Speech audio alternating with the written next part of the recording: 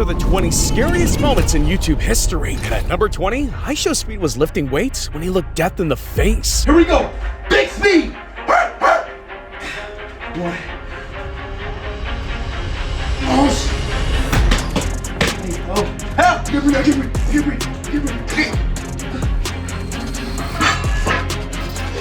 Oh my God, almost died. But look, for number 19, Neil was doing a segment with Squeeze Benz. But little did he know, he got in the car with Evil Benz. Shake on it, bro. You have my word. You will only go 7 above the speed limit. Lock it in, bro, please. All right, baby boys. What?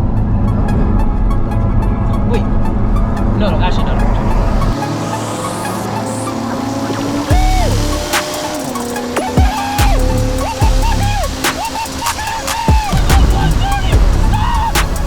We're just gonna cruise. We're not gonna do anything crazy. So it's like you don't have anything to actually be scared of, you know?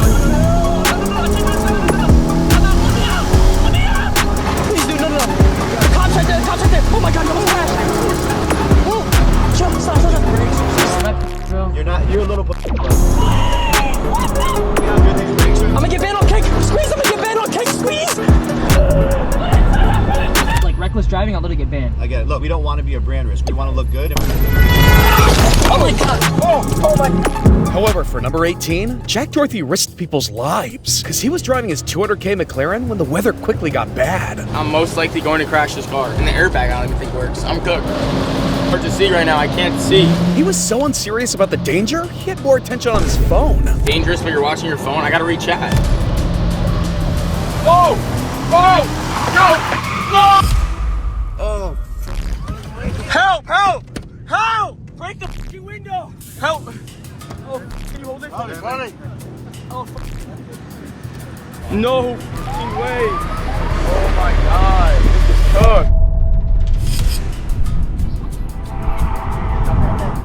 This is cooked. Barely a scratch. Yeah, Jack was so focused on farming the situation that he didn't even care to check on his cameraman. Michael, here. You have your film on that phone too. But Logan should have checked his parachute at number 17, because he nearly crashed into the ground from 10,000 feet. See, it was his first day skydiving solo, and it was nearly his last. He almost predicted everything. I'm just like, yo, what are the chances this actually happens? Like, why would I cut away if my main chute's like kind of open? Logan should have watched his words more carefully. See, even though he jumped out of the helicopter with all the swag in the world, his parachute almost handed him a death sentence.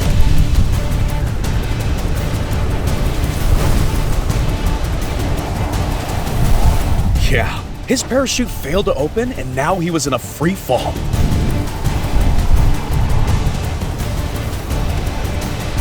But luckily for him, his reserve parachute worked and he didn't have to end up in the forest. But look, Neon had a chance to ask UFC legend Nate Diaz a few questions before his fight, but he only cared about making content for his live stream. I can talk. Hello? Hi, nice to meet you guys. This question's for Nate first. I just wanted to ask you 2 things, man. When you do get knocked out, are you gonna retire? Who said that? So I know who you are. Or that if, little bitch boy, you fucking put again. if you do. I don't know what's gonna happen. I'm gonna be watching. I'm excited to see both sides, but I'm gonna kick you in your fucking leg, motherfucker. Hey, P.S. you. I have a lot of respect for everyone, man. It's just I want to see a great fight. You. Not only was everyone laughing at him, but right after, he was scared for his life when Nate Diaz's crew came running after him. Okay, wait, car, get in the car. I'm sorry. Please, I'm sorry. Neon barely made it out alive. But at number 15, Kai had the police on their toes. Look, Kai Slat was going to host a giveaway, but what he didn't know was that it was going to be the biggest one ever. All right, look, this mess we right here, okay? Right here. We will be giving away PCs and all that. See, news helicopters are overhead. That's Union Square Park. The park has been swarmed. Microphones for the PC, keyboards, webcams, gaming chairs, headphones for the PC. And gift cards, nigga. Hundreds of people like sprinting down Broadway. That's the vehicle right there that Kai Sanat is in right now. As this car now driving pretty fast. Someone fell off. Okay, they're not stopping. Hundreds were sent to the hospital, and 60 people are arrested, including himself.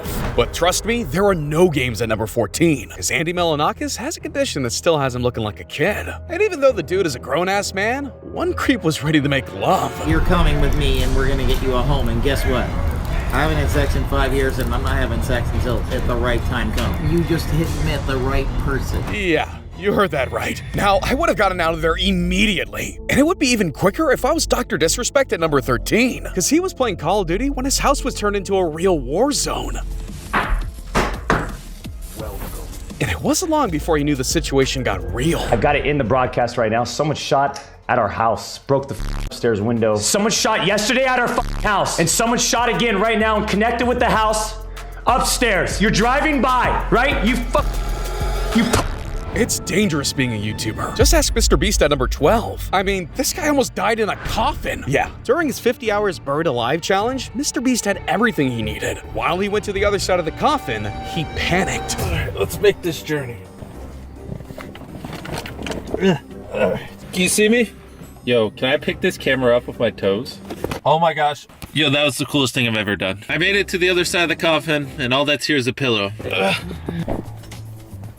I did it! When I tried to turn around, it was like very narrow on the other end, so it was a lot harder. And I almost started panicking, but we made it. Now it looked like it was no big deal in his video, but later he revealed it was his scariest moment ever. There was a camera at my feet. Tariq could also talk about this too. And I went to like go adjust it, and I couldn't. So I like literally turned around, and I'm, you know, not super flexible. So I literally like was going to turn.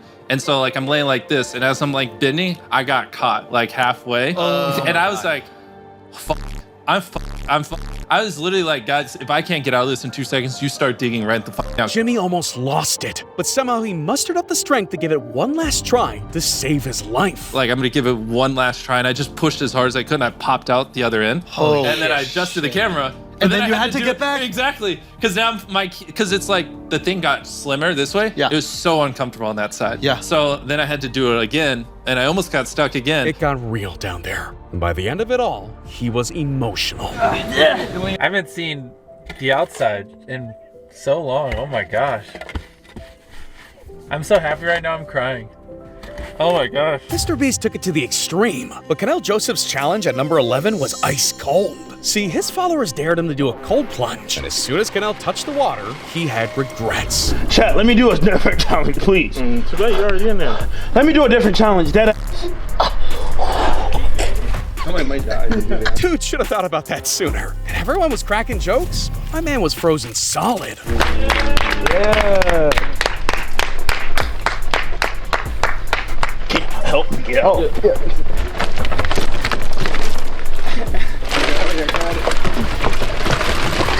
There we go. Canel couldn't even speak. And even though the stream kept going, things were getting worse, because he was rushed to the hospital right after for hypothermia. At least he made it out of that situation with his career intact, because Carl Reamer ruined his at number 10. See, he brought out his gun on stream when he was plastered drunk. Dude humiliated himself, and right after, Twitch banned him for life. But hey, at least no one ended up getting shot, because at number 9, things got scary. See, 2 wildlife photographers from the Out Off the Trail YouTube channel were in Mexico when they realized they were being chased. Right behind us is kind of scaring me how fast they're going. I know. And it wasn't by some random fan, it was the cartel. They have guns. Jesus, Go, go, go, go, go, go, no, go, no, no, no, no, Aaron, go. please, what? Please. They had Aaron and Logan trembling, but luckily, they were only trying to keep them safe. No, bro, hey. Okay. No problem. Toots thought it was all over in that car, and so did Aiden Ross. See, one crazy fan sent the police a false report, and the next thing you know, Aiden had an army at his door. There's a SWAT team at my house right now, bro. I can hear them. Like, why do y'all do this, bro? Why the f y'all SWAT people? Why do y'all do this? A full SWAT team with guns drawn had him thinking his life could end right there. I could die, my friends could die. Everyone's outside right now, bro. Guys, just everyone be quiet and come here and put your hands up. I'm not even joking. Like, just put your hands up, bro. Like, they might be like detaining Ant right now and shit too. I know. But don't be dumb. Just put your hands up. They're not gonna do anything. This shit's no joke. They're gonna come with guns, right? They're gonna come with guns. Yeah, they're gonna point at us. Everything. Just put your hands up. They're not gonna fucking shoot us. Are there helicopters outside? Yeah. How many? 6, 7? I hear helicopters. I know. All right, I'm coming right now. I'm coming out right now. All right, I got you. I'm coming out right now, sir. At least Aiden was arrested by the good guys. Because at number 7, Ice Poseidon had a real gang to deal with. I mean, dude was just chilling, enjoying some Italian food when he got threatened. Hi. I'm getting about 30 calls about you on my phone, and I'm a gangster. So you better f***ing leave here right now before there's trouble for yourself. You're the mob over here. You better leave now. I apologize. You better leave now. Okay. I will be gone then. I will be gone. You're not gone yet. Go now. I will be gone. Thank you very much for your business. Ice was so disturbed, he was too scared to call the only help he had. No, I don't want to call the cops, dude. No. If I call the cops, dude, they're just gonna blame it on me. He was shook, and so was Mr. Beast at number 6. See, he was cruising home with his crew when suddenly his driver literally died. He's just like... Wait, is he driving? Yeah, down the highway, and he's just... like dead. They were ghost riding in the middle of the freeway and they were only picking up speed. So if Mr. Beast wanted to live, he had to think fast. You know, Look, we've reached the top 5 moments, so things are about to go from scary to straight up terrifying. Like that time Adam22 was streaming, and the next thing he knew, he was getting robbed with a deadly weapon. Wow, Adam, big boy. There we go. It feels like it's all your fun. Right now. You want a car right now? You want a car? Now, even though Adam let out a chuckle, his head was spinning. And then right behind him, I see my guy with a gun out at this guy's head. So, I mean, this is like the emotions that I'm going through. It's like, holy fuck, I'm gonna die. But maybe this is a joke. Maybe this is my friend. People were freaked out that I said like, hee, I laughed. It's like, I really didn't know if it was a joke. And the moment he understood, his mind went straight to the worst case scenario. Next thing I think after that too is like, holy f, this dude's gonna get killed right in front of me because there's a gun to this guy's head or whatever. And then within seconds, he's on the ground and they just beat the shit out of him and knocked him out. Dude was thinking blood would be spilt right in front of him. But luckily, that fool only had a prop gun. And after Adam's scariest moment of his life, couldn't even get any help. The cops are like, wait, but so you subdued him, so we don't have to come? We're like, no, yeah, you still have to come. Like, what are we gonna do? We're gonna drag this body into the alley and we're gonna take this gun and we're gonna put it in the shelf? Like, of course you have to come. Like, the fact that they were really not trying to come was like mind-blowing. I'm like, I told you a guy just ran in and tried to attack me with a weapon. Like, what do you? Adam thought he was dead, and so did Trevor Jacob when he put lives at stake. See, Trevor pulled off one of the craziest stunts in YouTube history just for views. Now, Jacob was mid-flight when he freaked out about the plane's engine failing. So he only had one option, to ditch the plane right there and pray that he survived. And after he bailed, dude realized he regretted everything. When I jumped out of the plane, I jumped and I'm like, you just made the biggest mistake of your life. Just like that, an entire airplane on a free fall could have taken multiple lives.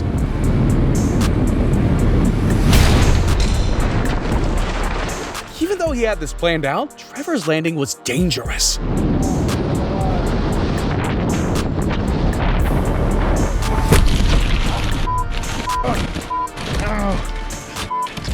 Oh my gosh. He made it look good for the cameras. But after Jacob reported the wreck 2 days later to the FAA, they knew something was fishy, because they found Trevor's video, which already went viral. But he tried to clean up his mess and got in the worst trouble. He lied to them, saying he didn't know where the wreckage was, and then retrieved the plane himself and destroyed it. I was given the legal advice to go get the wreckage, remove it, get rid of it. See, that attempt landed him a 6-month sentence in federal prison. I hope the clout was worth it. But he wasn't the only YouTuber living in captivity. Look, Arab was held hostage for 17 days. See, Haiti is overridden by the most dangerous gangs in the world, and the leader of them all goes by the name of Barbecue. Now, with a name like that, Arab had to see what this dude was all about. But he didn't make it far at all, because as soon as he crossed the border, Arab got kidnapped. So I'm currently in the random desert in Haiti. I am not kidnapped. I'm staying at an expensive hotel and I'm invited. They're taking care of me. They've given me a bed and here we are eating with the boss, Le Monsanjou. Arab was looking like he was having a grand old time. If you saw what wasn't on camera, you'd be scared to death. I'm staying at an expensive hotel. Behind the camera is 10 guys with guns. And if you're wondering why there's 2 angles, well, I never knew when we were gonna get our phones back. So when I had the chance, I would hedge my bets and film. Another key thing you need to understand is this phrase. With the boss, le monde sans jus.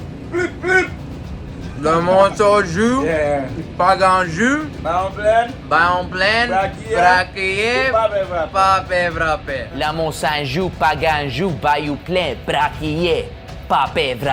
This is his catchphrase, as if he's some sort of supervillain. Now, Arab was treated like one of their homies as long as he came up with thousands. What are you asking for? $600,000. $600,000? Yeah, but I don't have 600,000. No one has 600,000. Yeah, they really wanted their paper. And Arab had it until his interpreter lied. Our negotiator was now offering him side cash and SIM card credits to basically seduce him. $38,000 worth of cash.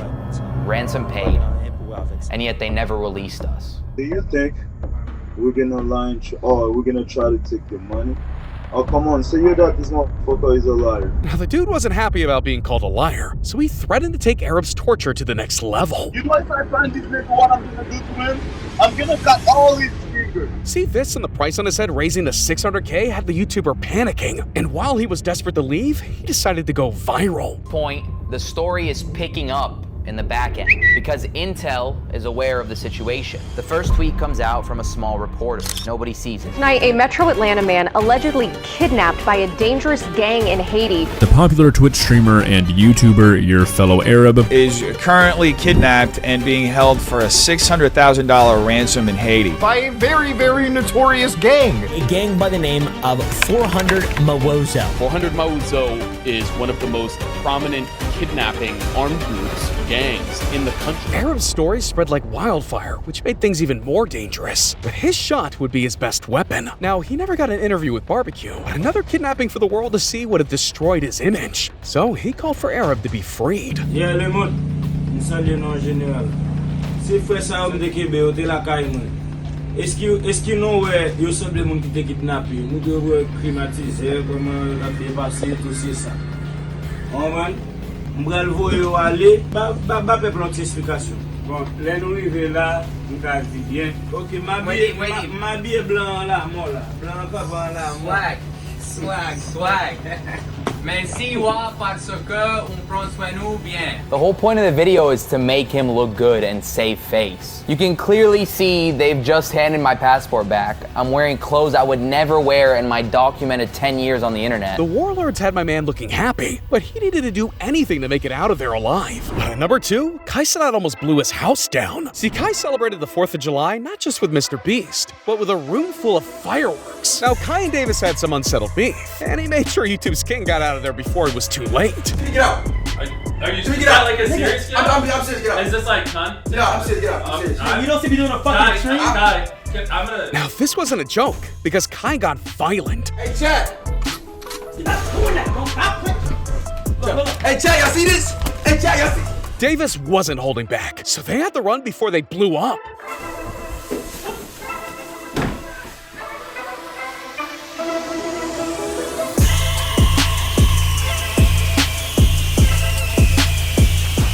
The internet was left in shock. Days later, Kai revealed it was all a setup. That's his streaming setup over there. No joke. We recreated his room in a field so he can have a firework war and just start launching stuff. And when it inevitably burns down, he'll prank you guys. He had everyone looking like a damn fool. But look, we've hit the scariest event in YouTube history, and it was aimed directly at the source. See, sometimes real life gets scarier than anything you'll ever see on screen, because in April 2018, at YouTube's headquarters in San Bruno, California, the unthinkable happened. A disgruntled creator stormed the building with a gun, angry over her videos being demonetized, and it turned into pandemonium. I mean, employees fled the building, barricading themselves in rooms, and hid wherever they could stay safe. Thoughts started, the 911 call started to go into the San Bruno police. It was a cafeteria area, outdoor patio area where that shooting began, and within minutes there was a massive police presence on scene as well as emergency services. She opened fire, injuring 3 employees before taking her own life. We have 4 victims who have all been transported for gunshot-related injuries, and we have 1 subject who's deceased inside the building with a self-inflicted wound that at this time we believe to be the shooter, but we're still following up on that. This wasn't just an attack on a workplace. It was a chilling reminder of how far some people will go when they feel wronged online. And we all have to watch out, because it's only getting scarier online.